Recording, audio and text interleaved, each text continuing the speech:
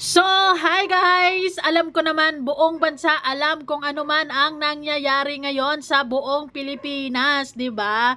So, I hope and pray na talagang ito malagpasan ni Tatay Digong at makakayanan niya talaga. Alam ko na kakayanin niya, of course, and sobrang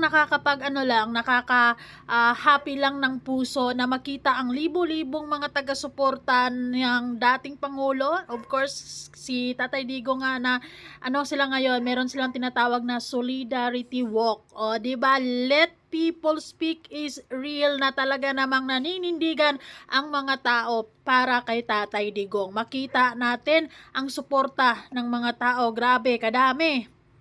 Talagang tumatayo yung balahibo ko nung makita ko ito.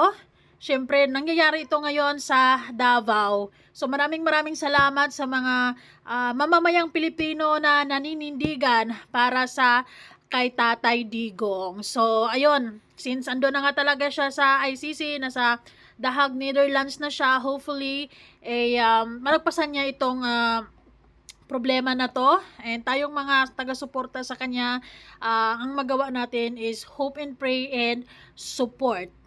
Kung wala mang mga nasa gobyerno, yung mga matataas na posisyon ngayon, kung wala mang maninindigan para sa kanya, ang taong bayan na ang gagawa para sa kanya. Ito, masasabi ko na patunay to kung gaano siya ka-effective na leader nung panahon niya, kung gaano nararamdaman ng mga tao nung panahon niya ang tinatawag nating safe ang Pilipinas nung panahon ni Pangulong Duterte.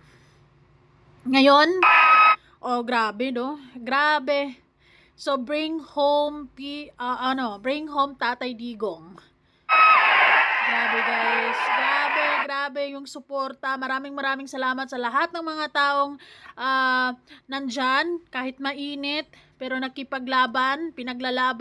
Maraming salamat sa pagtindig nyo para kay Tatay Digong. Kami ay hindi man kami nakasama dyan, pero sobrang masaya ang puso namin na may mga tao talagang na sobra yung sakripisyo para maninindigan para kay Tatay Digong. Ito, isa to sa mga patunay, ebidensya kung gaano kamahal ng mamamayang Pilipino si Pangulong Duterte, ex-president.